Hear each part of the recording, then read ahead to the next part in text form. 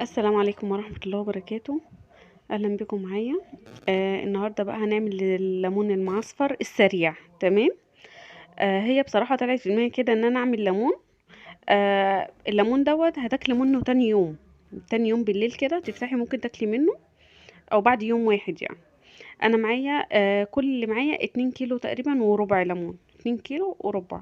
يعني الربع ده كان عندي في التلاجة، وال2 كيلو زي ما انتوا شايفين كده بتنقي الليمون المعصفر، الليمون الكبير الجامد، ما فيهوش اي حاجه بايظه وما فيهوش اي حاجه طريه. طبعا احنا غسلنا الليمون بتاعنا كويس. تمام. وجبنا حله فيها ميه بارده عادي من الحنفيه، وهنحط فيها كل الليمون. هنحط كل الكميه اللي معانا. تمام. وهنحطها على النار. طبعا انت لازم تحطي شويه على جنب كده عشان هنعصرهم. يعني هتحتاجي دول 2 كيلو، هتحتاجي تشيلي منهم مثلا نص كيلو. تمام. انا شلت شوية كده عشان يعملوا كوبايتين ليمون عصير.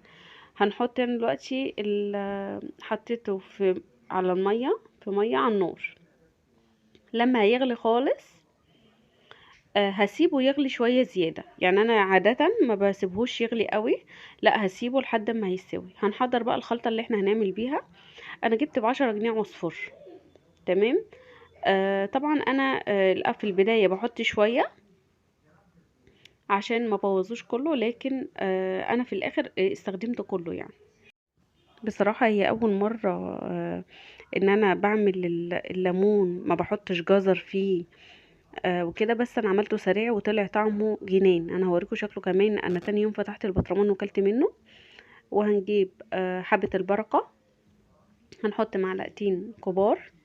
وطبعا الملح بتاعنا، ملح الليمون لازم تحطيه حلو، لان لو الليمون لو الملح قليل مش هيسوي معاكي الليمون. الملح هو ليه دور كبير في تسوية الليمون معاكي وان هو يبقى حلو. تمام. زي ما انتوا شايفين كده انا هقلب، وبعد كده ارجع احط الملح تاني. لما تيجي تحشي الليمون لازم تركزي ان انتي بتاخدي من كله. تمام. لان طبعا العصفر بيبقى هش كده، والملح وحبة البركة بيفضلوا تحت. فركزي في النقطة دي. انا طبعا كان عندي فلفل، الهريسة الفلفل اللي انا كنت عاملاها هاخد منها، هطلع منها كام معلقة كده وهستخدمها. تمام. وكمان ما كانش عندي اسمه ايه جزر. فانا كان عندي فلفل اخضر كده هحطه عادي، يدي حرقين كده بسيط كده وطعم برضو لليمون.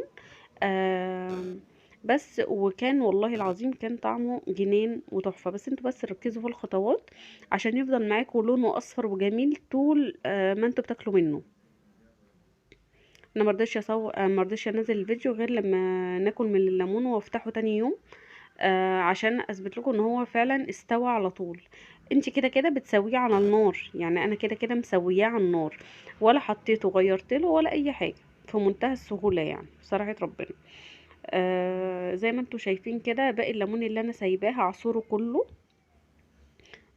وتقريبا هيعمل كوبايتين كبار عصير ليمون. تمام. وانا كل اللي هحتاجه كوبايه ميه بعد ما تتغلي تبرد، وعشان نحط فيها الملح بتاعنا ونحطه ونظبط الملح. يعني لازم محلول الملح ده يتحط على الليمون، يعني مش هنستكفي كده بالليمون بس، لازم نحط الملح كمان معاه. طبعا انا عشان ما اطولش عليكم أه هخلص الموضوع دوت بتاع عصر الليمون وهجيلكوا تاني وتشوفوا الكمية اللي بقت معايا قد ايه. عايزاكم تخلي بالكم من نقطة مهمة جدا. احنا سايبين الليمون على النار. تمام. فركزوا ان انتوا ما تسيبوش يتهري خالص. زي ما انتوا شايفين كده احنا مش هنرمي القشر بتاع الليمون.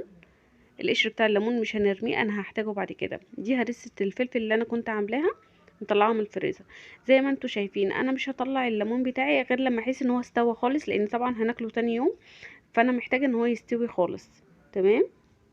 بعد ما يستوي بقى هطلعه وهبتدي بقى ايه ان انا اشقه كده ايه من فوق من الحرف. بصوا هو مستوي، انا سويته يعني يا دوبك. بص يعني قادره امسكه. تمام. هفتحه فتحه كده من فوق كده، يعني ايه اقدر احشي بيها. مش شرط تكون كبيرة قوي يعني، بس حاولي تقطعيها 4/4 كده. لو عايزة تسيبيها نص واحد كده ماشي، بس عشان خاطر الشكل وعشان خاطر كمان يوصل له الملح ويوصل له المكونات اللي احنا بنحطها. انا طبعا هقطعه كله بنفس المنظر ده زي ما انتوا شايفين كده. طبعا هو انا بستخدمه هو سخن، انا بقول لكم انا عملته على طول، ما خدش معايا وقت خالص وما تاخرتش فيه خالص يعني. بصوا كان سخن ازاي. كله هنقطعه بنفس الطريقة ديت. وخلي بالكم ان انا لما بقطعه كده في سائل بينزل من الليمون دوت، ما ترميهوش، حطيه على الليمون اللي عندك اللي احنا عصرينه. في سائل كتير بينزل منه، لان طبعا ده الليمون كبير ومليان يعني ميه، مليان ليمون من جوه، عصير ليمون. فطبعا اللي بيطلع منه ده كله انا بحطه تاني على الليمون اللي عندي. عايزين تصفوا البذر صفوه من الليمون، لكن انا حطيته زي ما هو كده، مش بيعمل اي حاجه البذر معانا يعني، عادي. دلوقتي بقى معلش الكاميرا كانت مقفولة. زي ما انتوا شايفين كده المكونات اللي انا عاملاها. حشيت الليمون بتاعي، وبعد كده حطيت حبة فلفل، وبعد كده هحط حبة فلفل اخضر، وبعد كده هرش رشة ايه فلفل، هريسة الفلفل، بعد ما نحط السائل في الاخر او المحلول. كله هيجي لبعضه يعني، بعد ما نحط المحلول في الاخر كله هيجي لبعضه. زي ما انتوا شايفين انا بحشي الليمون كله هيتحشي كده وهيتحط. يعني ايه خلي بالكم ان الملح لازم يتحط مع الحشو يعني. خلي بالكم ان الملح بيرقد تحت هو حبة البركة. زي ما انتوا شايفين كده على طول يعني. الموضوع ما خدش معايا وقت خالص بجد يعني. بجد يعني نص ساعة كنت مخلصة كل حاجة يعني. وعملنا بطرمان حلو يعني، يقعد معانا حبة حلوين. زي ما انتوا شايفين كده هنحشي كله بالطريقة ديت، وبعد كده بنحط حبة فلفل. مش عايزة تحط الفلفل استغني عنه خالص، انا عشان بحب الحاجات دي تبقى مشطشطة، عشان كده حطيت فلفل وحطيت هريسة فلفل. بس هريسة الفلفل دي ضرورية، بتحافظ لك على المخللات بشكل عام. هريسة الفلفل والفلفل بيحافظوا على المخللات وعلى قوتها يعني، ما يتهريش. والليمون طبعا، عصير الليمون ده هيحافظ لك عليه ان هو ما يتهريش ولا لونه يتغير حتى. زي ما انتوا شايفين كده هخلص كله، وهحط معلقه هريسه فلفل برضو، وهحط كمان حبه فلفل اذا كان انت كنت حباه او لا يعني. مش عايزاه خلاص تمام. خلي بالكم من قشر الليمون اللي انا عصرته ده، مش هنرميه. عايزين تسووه، عايزين تسووه بعد ما تعصروه، عايزين تسووه في المية او عايزين تسووه عشان يتاكل زي الليمون ده، عادي ممكن تعملوا كده. بس انا بستكفى باللي انا عملته وبشيل يعني القشر ده بالنسبة لي مجرد غطا يعني، مجرد غطا على الليمون اللي انا عاملاه. زي ما انتوا شايفين كده انا خلصت الكمية اللي معايا كلها وحطي. عايزين تلبسوا جوانتي عشان الفلفل والحاجات دي متتعبكوش، اعملوا كده. بس انا الحمد لله يعني بالنسبه لي مفيش مشكله، بحب استخدم ايدي. زي ما انتوا شايفين بقى خلاص احنا خلصنا الكميه اللي معانا. دلوقتي دور ايه المحلول بتاعنا. احنا دلوقتي عندنا الليمون، عرفتي تغطيه كله بالليمون، هتزودي على الليمون ملح وهتحطيه. الليمون اللي انا بحطه دوت مفيش فيه ملح، ليمون بس. بس انا هكمل بقى بكوبايه ميه اللي انا قلت عليها مغليه ومتبرده. هتحطي عليها معلقتين كبار ملح، حط عليها معلقتين كبار ملح.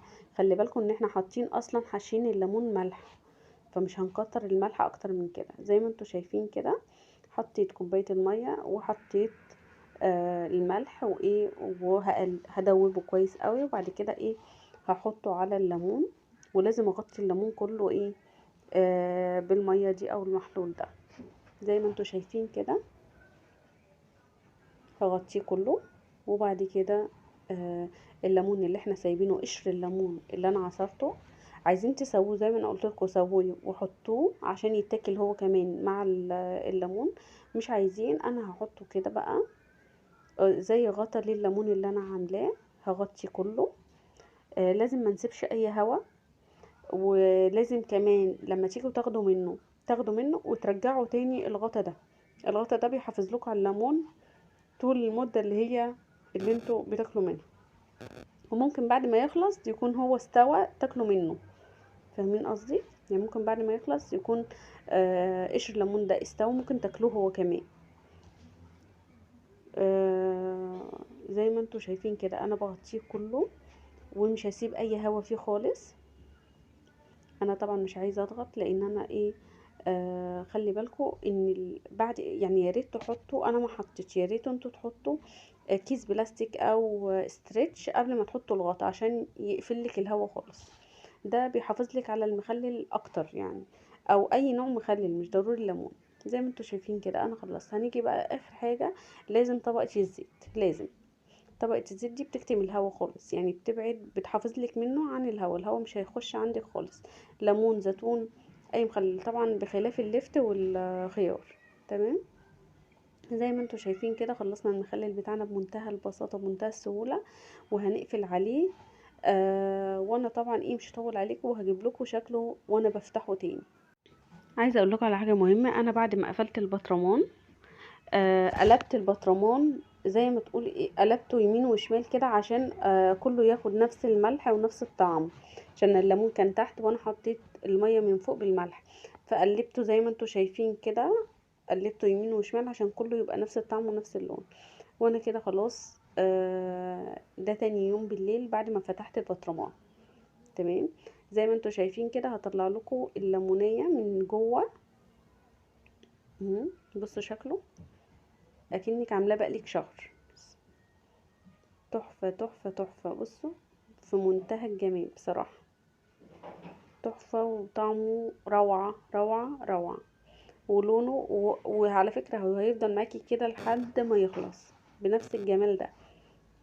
هيفضل كده لحد ما يخلص، بس انتوا حافظوا عليه وحافظوا على التهوية بتاعته ما يبقى تدخلوش هوا. تغطوه تاني بنفس الغطا اللي احنا عاملينه دوت، ويبقى في منتهى الجمال. وما تنسوش تعملوا لايك واشتراك. واشوفكم على خير ان شاء الله الفيديو الجاي. واشوفكم على خير.